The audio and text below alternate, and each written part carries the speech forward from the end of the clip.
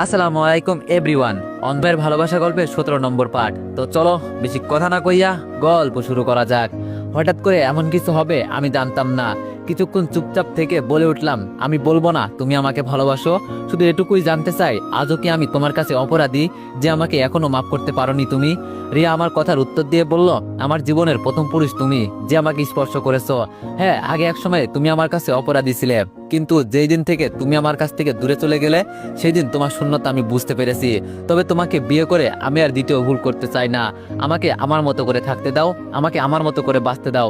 তোমার কাছে আমি হাত জোর করে বলছি, আমাকে আর তুমি আর কষ্ট দিও না, এখান থেকে চলে যাও। আমি একটু সুখে শান্তিতে বাঁচতে চাই, আর কত কষ্ট নিয়ে বেঁচে থাকবো আমি? এভাবে আমার শহরে তুমি আবার ফিরে আসবে আমি ভাবতে পারিনি। তবে তুমি এখান থেকে চলে যাবে, আমার এই অনুরোধটুকু রাখো, হাত জোর করে বলছি তোমায় আমি। রিয়ার কথা শুনে কষ্টে আমার বুকটা ফেটে যাচ্ছে। রিয়া আমাকে এভাবে বলতে পারলো? চোখের কোণে রিয়ার কথা শুনে হালকা করে কিছু পানি জমে গেছে। হাত দিয়ে চোখের পানি মুছতে মুছতে বললাম, আমি চলে গেলে যদি তুমি খুশি হও তাহলে অবশ্যই আমি চলে যাব।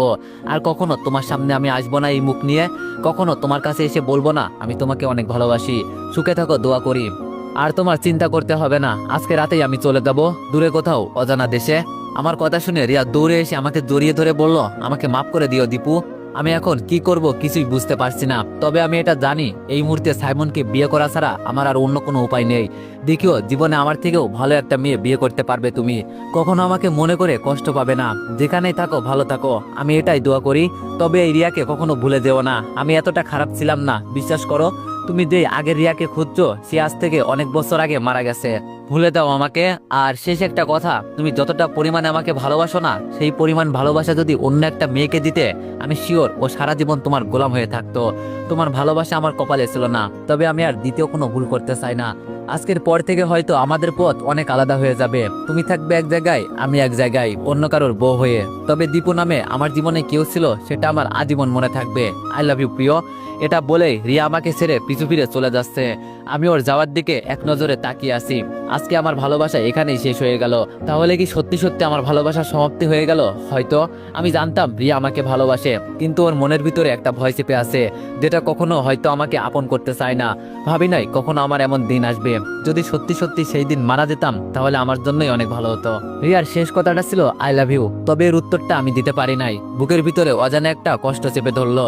হেঁটে হেঁটে রুমে গেলাম, কাপড় চোপড় যা ছিল সব গুছিয়ে একটা ব্যাগে রাখলাম, কারণ সিদ্ধান্ত নিয়ে নিয়েছি এখানে আর থাকবো না। আমার চোখের সামনে রিয়ার বিয়ে হয়ে যাবে, এটা কি আমি তাকিয়ে তাকিয়ে দেখবো? আর যেখানে রিয়া চাই না আমি এখানে থাকি, ও না হয় সুখে থাক, ওর সুখের জন্য আমি সবকিছু করতে রাজি। শেষবারের মতো রুমের দিকে একবার তাকিয়ে দেখলাম, বুক ফেটে কান্না আসছে। রিও আমাকে ভালোবাসে ঠিকই, কিন্তু আমাকে বিয়ে করে আগের মতো দ্বিতীয় ভুল করতে চায় না। আমার উপর থেকে ওর বিশ্বাস উঠে গেছে, অথচ কতই না ভালোবাসি আমি ওকে। আমি কখনো ভাবি নাই এই একটা ভুলের কারণে আজও রিয়া আমাকে মনের ভিতর থেকে ঘৃণা করে, যেটা আমি একটু হলেও বুঝতে পেরেছি। আমি না হয় একটা ভুল করেছি, কিন্তু সেই দিন তো ও আমার সাথে এই কাজটা করেছে, তখন কি ওর ভিতরে একটু হলেও অনুতপ্ত হয় নাই? আর হবেই বা কেন? আমি তো ওকে বেশি ভালোবাসি, কিন্তু ও তো না। ভালোবাসার জন্য মানুষ কতই না কিছু করে। হায়রে ভালোবাসা! আজকে চারিদিকে শূন্যতা, নীরব নিস্তব্ধ পথে আমি একা। রুম থেকে বের হলাম, জানি না এখন আমার ঠিকানা কোথায় হবে। তবে আর আমাদের বাসায় যাব না, আর কাউকে এই মুখ আর দেখাবো না।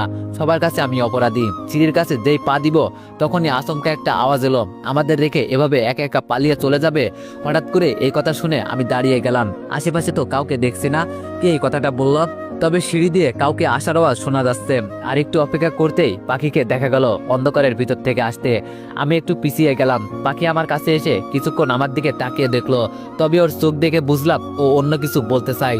আমি সেটা খুব ভালো করেই বুঝতে পারছি। আমার কাঁধ থেকে পাখি ব্যাগটা নিয়ে বলল, কই যান এভাবে এত রাতে পালিয়ে একা একা? আমি একটা হাসি দিয়ে বললাম, আমার ঠিকানা এখানে না, যার জন্য এখানে আসছি আমাকে বিদায় দিয়ে দিল, কার জন্যই বা এখানে থাকবো? পাখি বলল, আমাকে কিছু বলতে হবে না, আমি আড়াল থেকে সব শুনেছি। আমি বললাম, তোমার বোনের পিছু করছিলে নাকি? পাখি বলল, আমি আজকে রাতে আপুকে ঘুমাতে দেখি নাই, জানালার ধারে দাঁড়িয়ে থেকে কি জানি চিন্তা করে একটু পর পর, কিন্তু হঠাৎ করে আমার রুমের সামনে কাউকে যেতে দেখলাম। বুঝে গেলাম যে এটা আপু, আর তখনই আপুর পিছু করলাম। আসলে আপু আপনাকে অনেক ভালোবাসে, কিন্তু মন থেকে ও নিজেকে বোঝাতে পারছে না। আমি বলি কি, আপনি থাকেন, যদি আপুর মতামত চেঞ্জ হয়ে যায় বলা তো যায় না। পাখির কথায় একটা হাসি দিয়ে বললাম, জীবনে অনেক ভুল করেছি, হয়তো রিয়ার বিয়ে হয়ে গেলে একটু কষ্ট পাবো, থাক না ও সুখে, আমার ভালোবাসা না হয় কুরবানি দিলাম। পাখি বলল, আপুর মাঝে কি এমন পেলেন যে এত ভালোবাসা আপুর জন্য? আমি বললাম, সেটা তুমি বুঝবে না, আর দোয়া করি তোমার জন্য ভালো কোনো একটা ছেলের সাথে বিয়ে হয়। পাখি বলল, আমি কি কোনো অপরাধ করছিলাম? পাখির মুখের উপর তাকিয়ে বললাম, আমার ভিতরে একমাত্র রিয়ার জন্য ভালোবাসা ছিল, আর আমার মতো বাজে ছেলের সাথে তোমার যায় না, ভালো কাউকে দেখে বিয়ে করে নিও। পাখি এবার কান্নার দৃষ্টিতে আমার দিকে তাকিয়ে বলল, সত্যি আপনি চলে যাবেন? আমি বললাম, চলে যাব, অজানা এক ঠিকানায়, যেটা আমার নিজেরও জানা নেই। পাখি বলল, আমার কথা মনে রাখবেন? আমি বললাম, আরে তোমার মুখটা কি ভুলে যাওয়ার মতো?